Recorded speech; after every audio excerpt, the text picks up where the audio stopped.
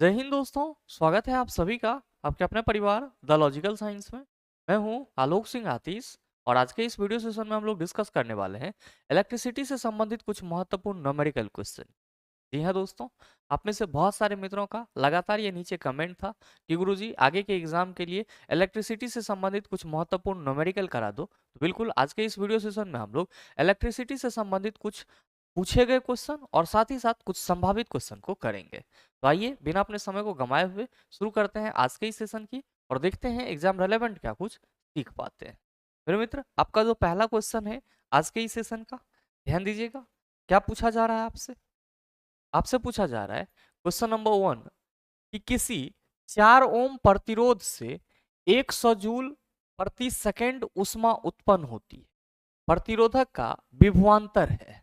मेरे मित्र, आपसे क्वेश्चन करा जा रहा है कि कोई 4 ओम का प्रतिरोध है और इस 4 ओम के प्रतिरोध से प्रति सेकंड 100 जूल ऊष्मा जो है वो क्या हो रही है, तो सर उत्पन्न हो रही है। तो आपसे ये पूछा जा रहा है कि जो प्रतिरोधक है उसका विभवांतर क्या होगा।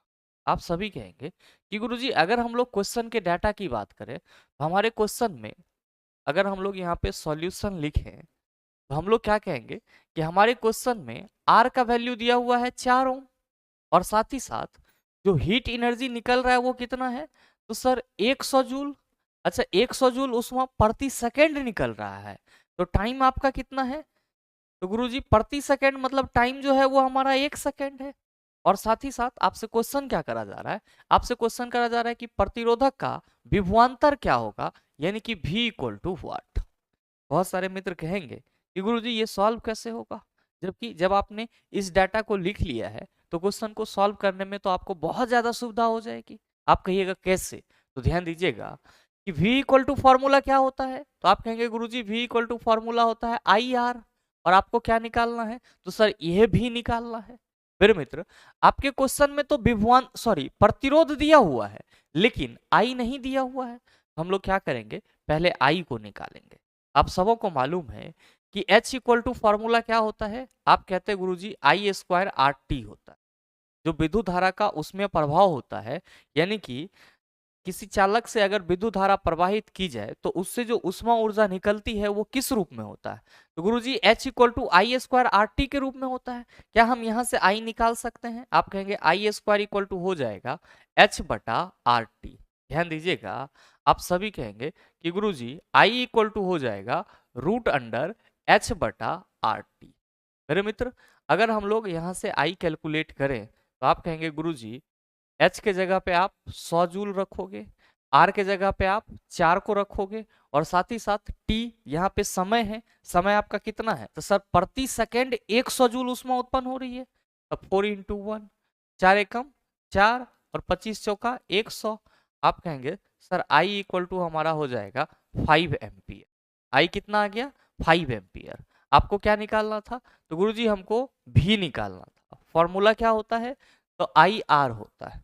आई आपका कितना है, 5 एम्पियर और प्रतिरोध कितना है, तो सर 4 गुना करेंगे तो कितना हो जाएगा, आप कहिएगा गुरुजी 20 वोल्ट हो जाएगा। तो आपसे जो क्वेश्चन करा जा रहा है कि किसी 4 ओम प्रतिरोध से 100 जूल प्रति सेकंड ऊष्मा उत्पन्न होती है, प्रतिरोधक का विभवांतर है। आप सभी कहेंगे कि गुरुजी इसका जो विभवांतर होगा वो क्या हो जाएगा, 20 वोल्ट हो जाएगा। क्या हो जाएगा, 20 वोल्ट हो जाएगा। नेक्स्ट क्वेश्चन आपसे क्या पूछा जा रहा है, नेक्स्ट पूछा जा रहा है यदि किसी चालक की लंबाई को 9 गुना बढ़ा दी जाए तो उसका प्रतिरोध क्या होगा। मेरे मित्र, सीधा सीधा क्वेश्चन है और आप सबों को मालूम है कि किसी भी चालक का जो प्रतिरोध होता है आर, वो चालक के लंबाई के समानुपाती होती है। तो जितना लंबाई बढ़ाएंगे प्रतिरोध भी हमारा उतना ही बढ़ेगा।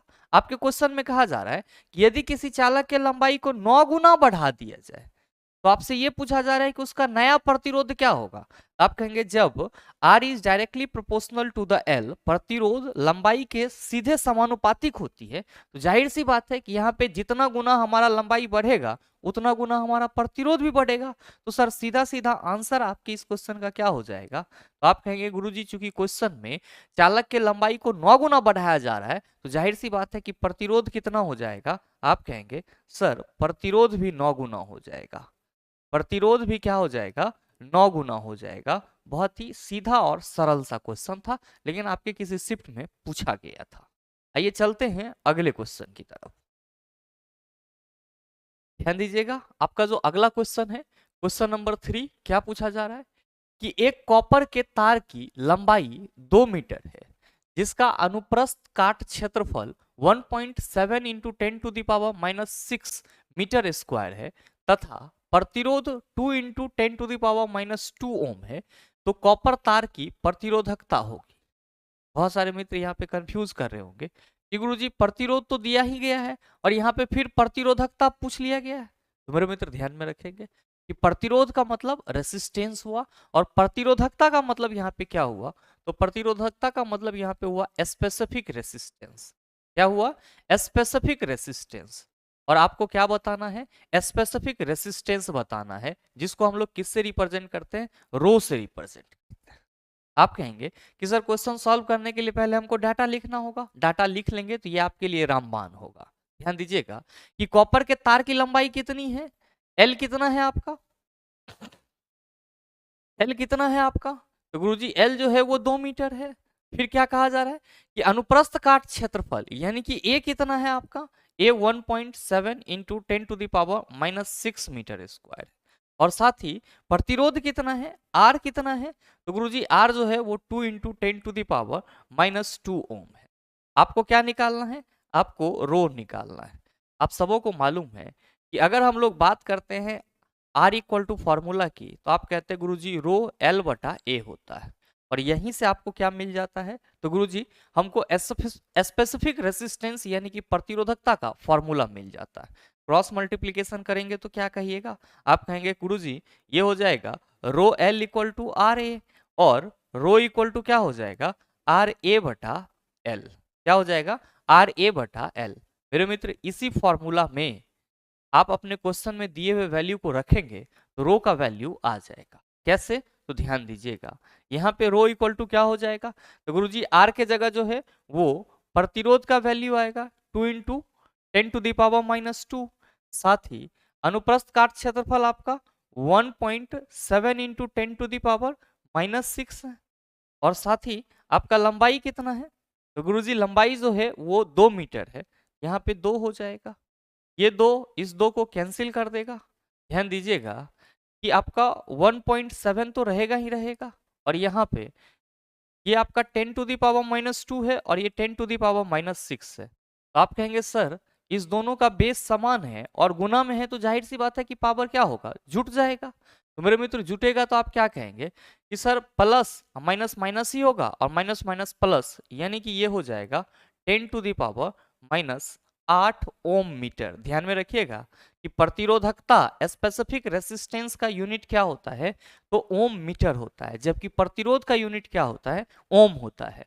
तो आपसे जो क्वेश्चन करा जा रहा है कि एक कॉपर के तार की लंबाई 2 मीटर है, जिसका अनुप्रस्थ काट क्षेत्रफल 1.7 इंटू 10⁻⁻6 मीटर स्क्वायर है तथा प्रतिरोध 2 इंटू 10⁻⁻2 ओम है, कॉपर तार की प्रतिरोधकता होगी। आप सभी कहेंगे कॉपर तार की प्रतिरोधकता जो है वो 1.7 इंटू 10⁻⁻8 ओम मीटर होगी। कितनी होगी? 1.7 इंटू 10⁻⁻8 ओम मीटर होगी। आइए चलते हैं अगले क्वेश्चन की तरफ।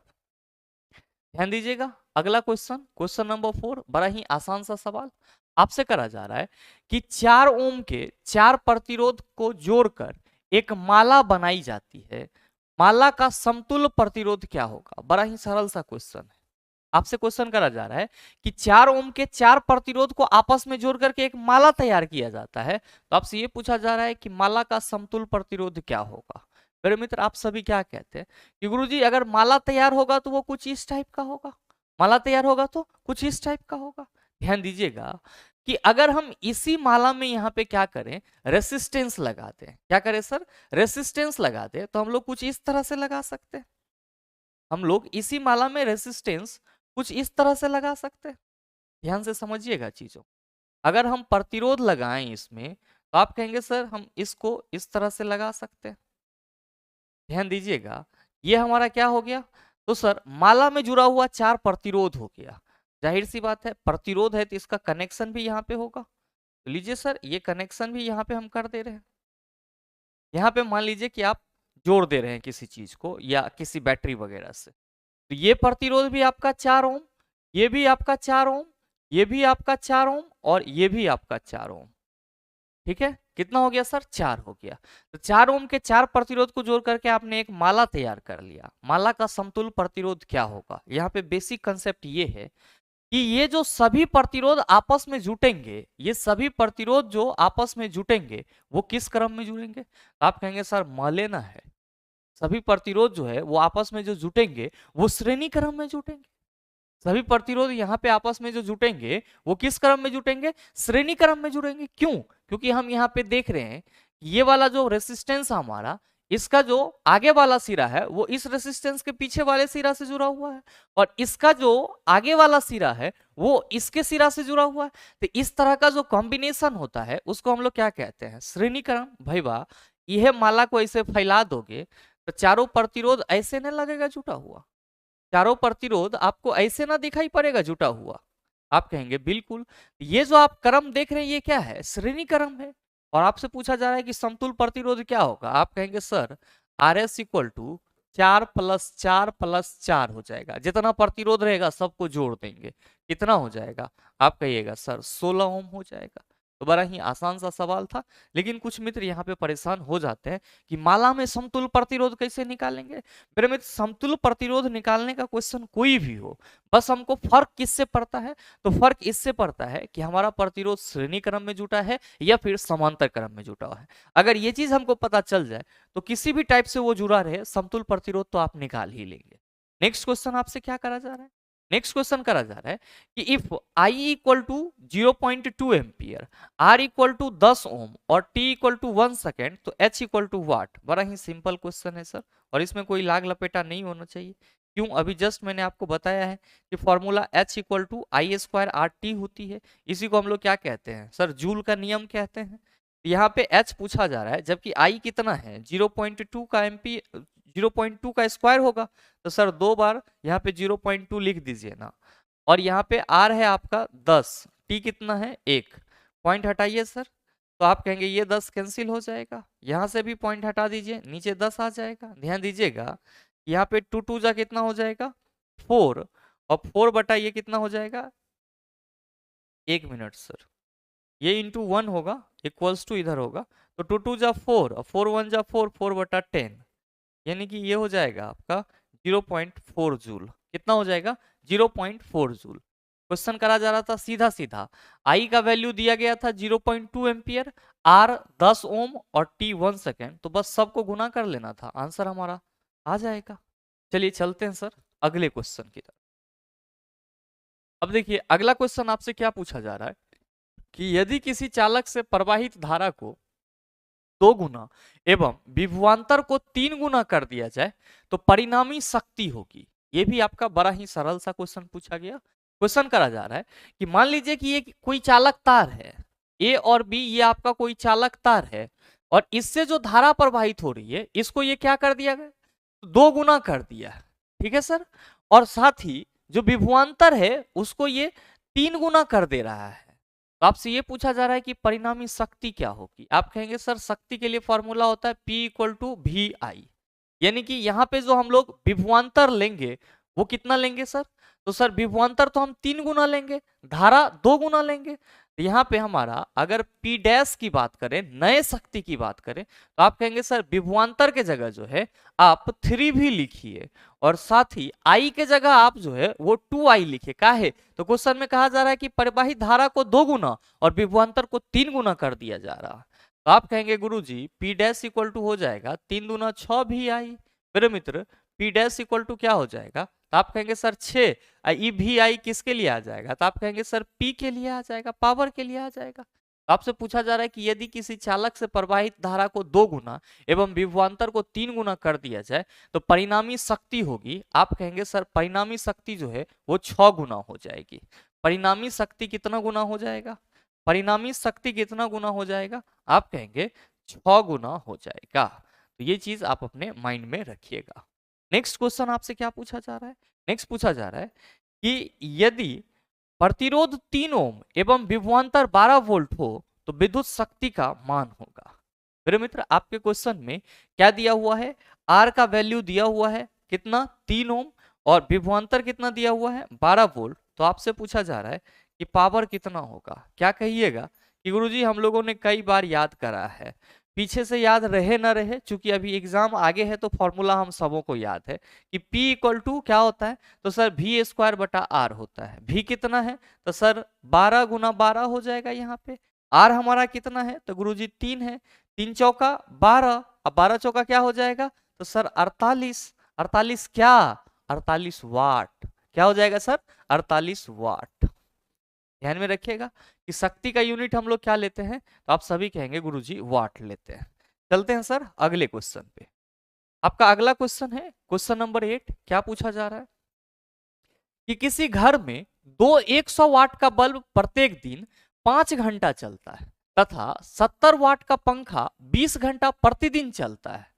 घर में एक माह में खर्च की गई विद्युत ऊर्जा किलोवाट घंटा में होगी। मेरे मित्र कोई घर है जिसमें 100 वाट का बल्ब प्रत्येक दिन, 200 वाट का बल्ब है जो कि प्रत्येक दिन 5 घंटा चलता है, और एक 70 वाट का पंखा है जो प्रत्येक दिन 20 घंटा चलता है। तो आपसे पूछा जा रहा है कि इस घर में एक महीने में कितनी विद्युत ऊर्जा किलोवाट घंटा में खर्च होगी। आप सभी क्या कहेंगे कि गुरुजी अगर हम लोग बात करते हैं विद्युत ऊर्जा के यूनिट की, तो हम सभी कहते हैं कि एक यूनिट जो है वो कितना के बराबर होता है, 1 kWh के बराबर होता है, किलोवाट के बराबर होता है। या हम लोग कहते हैं कि 1 किलोवाट आवर जो है वो कितना कहलाता है, 1 यूनिट कहलाता है। हमको यहाँ पे क्या करना होगा, टोटल यूनिट निकालना होगा। और मेरे मित्र मैंने आपको यूनिट निकालने के लिए कई बार बताया है, इसलिए इसमें परेशान होने की जरूरत नहीं है। बस थोड़ा सा क्वेश्चन के जो नॉर्म्स हैं उसको समझना होगा। क्वेश्चन में कहा जा रहा है कि किसी घर में 200 वाट का बल्ब प्रत्येक दिन 5 घंटा चलता है।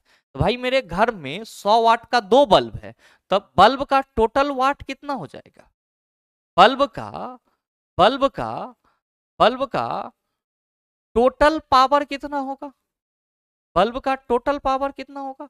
तो सर 100 वाट का 2 बल्ब है, तो जाहिर सी बात है कि ये 200 वाट हो गया। ये कितना हो गया सर, 200 वाट। अच्छा ये प्रत्येक दिन कितना देर चलता है, तो सर 5 घंटा।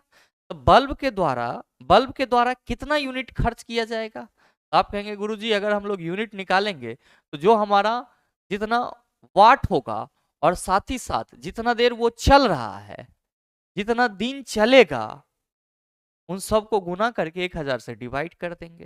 तो मेरे मित्र अगर हम लोग बात करें इस बल्ब के पहले यूनिट की, तो आप कहेंगे सर पहले एक दिन का निकाल लीजिए, फिर 30 दिन आराम से निकल जाएगा। तो मेरे मित्र टोटल वाट यहाँ पे 200 है, कितना कितना देर चल रहा है पर डे, 5 घंटा। एक दिन का निकाल लेते हैं सर, तो 200 गुना 5 गुना क्या हो जाएगा, 1 बटा 1000। ध्यान दीजिएगा कि 200 पंचे 1000 हो जाएगा, ये ऐसे डबल जीरो काट दीजिए, अब 5 दूना 10 काट दीजिए, ये 2 काट दीजिए, यहाँ बच गया 1। यानी कि एक दिन में जो दोनों बल्ब आपका 100 वाट का है, अगर 5 घंटा चल रहा है तो कितना उठाएगा, तो सर 1 यूनिट उठाएगा, या हम कह सकते हैं 1 kWh उठाएगा। ध्यान दीजिएगा कि अब अगर हम लोग बात करें पंखा के द्वारा एक दिन में कितना पावर यूज किया जाता है, तो आप कहेंगे कि गुरुजी पंखा का जो एक दिन का यूनिट हो जाएगा, पंखा का जो एक दिन का यूनिट हो जाएगा वो हो जाएगा 70 इंटू पंखा 20 घंटा चल रहा है, तो 20 गुना एक दिन का निकालना है हमको, अब बटा क्या हो जाएगा 1000 हो जाएगा। ये 2 जीरो इस जीरो और इस जीरो के साथ कैंसिल हो जाएगा, और ये क्या हो गया, तो सर 7 दूना 14 अब बटा 10, यानी कि ये हो गया आपका 1.4। मतलब पंखा अगर 20 घंटा चल रहा है, जो 70 वाट का पंखा है, आपके क्वेश्चन में कहा जा रहा है कि प्रतिदिन ये 20 घंटा चलता है, तो पंखा अगर 20 घंटा चल रहा है ये 1.4 यूनिट क्या कर रहा है, बिजली उठा रहा है सर एक दिन में। अच्छा बल्ब और पंखा दोनों मिल करके, बल्ब और पंखा, बल्ब प्लस पंखा दोनों मिल करके एक दिन में कितना यूनिट उठा रहा है, एक दिन में कितना उठा रहा है, तो आप कहेंगे गुरुजी दोनों को जोड़ दीजिए, 1 प्लस 1.4, यानी कि बल्ब और पंखा दोनों मिलकर के एक दिन में 2.4 यूनिट उठा रहा है। आपसे पूछा जा रहा है कि 30 दिन में कितना होगा। आप कहिएगा गुरुजी 30 डेज की अगर हम लोग बात करेंगे तो एक दिन में 2.4 यूनिट है, 30 दिन में, तो 30 इंटू 2.4 कर देंगे, पॉइंट हटा दीजिए, नीचे 10 आ जाएगा, ये जीरो इसके साथ कैंसिल, यानी कि 72 यूनिट हो जाएगा, या आप इसी को 72 kWh कह लो। क्यों? क्योंकि यूनिट जो है वो kWh के बराबर होता है, ध्यान दीजिएगा। अब अगर इसी में आपसे क्वेश्चन ये पूछ लिया जाता कि घर में एक माह में 30 दिन में खर्च की गई विद्युत ऊर्जा जूल में कितनी होगी, तब आप क्या कहते कि गुरुजी चूंकि एक यूनिट इक्वल टू आप 1 kWh कह रहे हो और 1 kWh में 3.6 इंटू 10⁻6 जूल होता है, तो अगर हमसे क्वेश्चन ये पूछा जाता है कि यही ऊर्जा जूल में कितनी होती, तो हम लोग क्या करते हैं, तो सर यहाँ पे 72 यूनिट निकल के आया है, हम लोग 72 को 3.6 इंटू 10⁻6 से मल्टीप्लाई कर देते, जूल में हमारा आंसर आ जाता। तो आप ये चीज भी अपने माइंड में रखिएगा। आइए चलते हैं अगले क्वेश्चन की तरफ। नेक्स्ट क्वेश्चन आपसे पूछा जा रहा है कि एक विद्युत हीटर के टर्मिनलों के बीच संभावित अंतर 60 वोल्ट है जब यह स्रोत से 4 एम्पियर की धारा खींचता है। फिर कहा जा रहा है यदि संभावित अंतर को 120 वोल्ट तक बढ़ा दिया जाए तो धारा कितना खींचेगी। मेरे मित्र बड़ा ही सरल सा क्वेश्चन है और इस टाइप का प्रश्न भी मैंने आपको पीछे के सेशन में कराया है। ध्यान से समझिएगा कि कोई विद्युत हीटर है जिसके टर्मिनल के बीच में संभावित अंतर 60 वोल्ट दिया हुआ है, तो भाई मेरे ये आप कह सकते हो जो अंतर है ये एक्चुअली क्या है, विभवांतर है। क्या है? विभवांतर है। और विभवांतर कितना है सर? 60 वोल्ट। और जब विभवांतर 60 वोल्ट है तब इसको स्रोत से, सोर्स से कितना धारा मिल रहा है? 4 एम्पियर धारा मिल रहा है। मेरे मित्र आपके क्वेश्चन में फिर से कहा जा रहा है यदि संभावित अंतर को 120 वोल्ट तक बढ़ा दिया जाए, यानी कि अगर अगर जो हमारा विभवांतर है इसको 120 वोल्ट कर दिया जाए, विभवांतर को क्या कर दिया जाए? 120 वोल्ट कर दिया जाए, तो धारा कितना होगा ये चीज आपको बताना है। आप क्या कहेंगे कि गुरुजी क्वेश्चन बहुत ही सरल है, क्योंकि जो विद्युत हीटर है वो हमारा सेम है, उसका कॉइल भी सेम है, तो जाहिर सी बात है उसकी प्रतिरोध भी सेम होगी, यानी कि समान होगी। और पहले कंडीशन में कहा जा रहा है कि जब इसको 60 वोल्ट का विभवांतर इसके टर्मिनल के बीच में है तब ये स्रोत से 4 एम्पियर का धारा खींचती है। फिर कहा जा रहा है कि यदि संभावित अंतर यानी कि विभवांतर को 120 वोल्ट तक बढ़ा दिया जाए तब ये कितना धारा खींचेगी। तो पहले हम यहां से रेसिस्टेंस निकाल लेते हैं, फिर ये आसानी से निकल जाएगा। आप कहेंगे गुरुजी हम सबों को मालूम है कि V इक्वल टू क्या होता है? IR होता है। तो R इक्वल टू क्या हो जाएगा? V बटा I हो जाएगा। यहाँ पे V कितना है? 60, I कितना है? 4, 15 चौका कितना हो जाएगा? आप कहेंगे सर 60 हो जाएगा। तो मेरे मित्र ये जो 15 ओम आया है प्रतिरोध वो किसका है? तो सर इस विद्युत हीटर का है। विद्युत हीटर का प्रतिरोध नहीं चेंज हो रहा है, सिर्फ किसको बढ़ा दिया जा रहा है? तो सर विभवांतर को बढ़ा दिया जा रहा है। फिर आपसे करंट पूछा जा रहा है तो आप कहेंगे प्रतिरोध तो हमारा रिमेनिंग रहेगा, सेम रहेगा। और यहाँ पे आपसे आई पूछा जा रहा है तो आई नहीं निकलेगा। आप कहेंगे सर बिल्कुल निकल जाएगा। जब R इक्वल टू हम लोग यहाँ पे 15 ओम लेंगे तो आई काहे नहीं निकाल सकते? आप कहिएगा कि गुरुजी आई इक्वल टू हम लोग जानते हैं कि V बटा R होता है और यहाँ पे 120 है और R हमारा 15, 15 अठे 120 हो जाएगा। यानी कि हमसे जो क्वेश्चन करा जा रहा है कि एक विद्युत हीटर के टर्मिनल के बीच संभावित अंतर 60 वोल्ट है जब यह स्रोत से 4 एम्पियर की धारा खींचता है, यदि संभावित अंतर को 120 वोल्ट तक बढ़ा दिया जाए तो धारा कितनी खींचेगी। आप कहेंगे कि सर ये जो धारा है 8 एम्पियर खींचेगी। चला हम 8 ओम लिख दिए थे, यहाँ पे 8 एम्पियर होगा, आप लोग ओम नहीं लिखेंगे। उम्मीद करते हैं समझ पाए होंगे। चलते हैं सर अगले क्वेश्चन की तरफ। ध्यान दीजिएगा अगला क्वेश्चन पे क्या कहा जा रहा है। क्वेश्चन नंबर 10, यदि लंबाई को 3 गुना एवं अनुप्रस्थ काट क्षेत्रफल को आधा कर दिया जाए तो प्रतिरोध में परिवर्तन होगा। मेरे मित्र आपके क्वेश्चन में कहा जा रहा है कि लंबाई को 3 गुना यानी कि L जो है वो क्या हो जाए? 3L हो जाए और अनुप्रस्थ काट क्षेत्रफल जो है यानी कि A जो है वो क्या हो जाए? A/2 हो जाए। तो आपका जो प्रतिरोध में परिवर्तन होगा R' होगा वो क्या होगा? आप क्या कहेंगे कि गुरुजी अगर हम लोग प्रतिरोध की बात करें तो क्या कहते हैं? रो L बटा A कहते हैं। यहाँ पे ये फॉर्मूला हमारा कब होता है? तो आप कहते हैं गुरुजी जब लंबाई L और अनुप्रस्थ काट क्षेत्रफल A होता है। लेकिन क्वेश्चन में कहा जा रहा है कि लंबाई को क्या कर दिया जाए? तो सर 3 गुना और अनुप्रस्थ काट क्षेत्रफल को आधा कर दिया जाए। तो आपसे पूछा जा रहा है कि प्रतिरोध में जो परिवर्तन होगा वो क्या होगा? तो भाई मेरे ध्यान देना R' इक्वल टू हम लोग क्या लिखेंगे? आप कहेंगे सर फॉर्मूला तो यही रहेगा, रो एल बटा ए लिखेंगे। यहाँ पे रो का मान तो हम लोग सेम रखेंगे, एल के जगह क्या रखेंगे 3l रखेंगे, और ए के जगह a/2 रखेंगे, ए के जगह a/2। आप कहिएगा कि रो 3l अब बटा क्या हो जाएगा, आप कहेंगे सर ये 2 तो ऊपर चला जाएगा, 2 अब बटा a हो जाएगा। मेरे मित्र जब आप इसको सॉल्व करेंगे तो आप कहेंगे गुरुजी ये हो जाएगा हमारा रो 6l बटा a। ध्यान दीजिएगा r डैश इक्वल टू हम लोग क्या लिख सकते हैं, तो सर ये जो हमारा रो 6l बटा a लिखा हुआ है, यहाँ पे हम 6 को पहले लिख देते हैं, और जो हमारा रो l बटा a है इसको बाद में लिख देते हैं। इसमें कोई दिक्कत नहीं होना चाहिए। ध्यान दीजिएगा ये आपका क्या है, तो सर जब लंबाई l और अनुप्रस्थ काट क्षेत्रफल a हो तब का प्रतिरोध है, तो r डैश इक्वल टू क्या हो जाएगा, आप कहेंगे 6 तो रहेगा ही, इसके जगह r आ जाएगा। मतलब ये हुआ कि आपसे जो क्वेश्चन करा जा रहा है कि यदि लंबाई को 3 गुना एवं अनुप्रस्थ काट क्षेत्रफल को आधा कर दिया जाए तो प्रतिरोध में परिवर्तन होगा। आप कहेंगे प्रतिरोध जो परिवर्तित होगा वो क्या होगा, तो पुराने वाले प्रतिरोध का 6 गुना हो जाएगा, यानी कि सही आंसर आपका 6r हो जाएगा।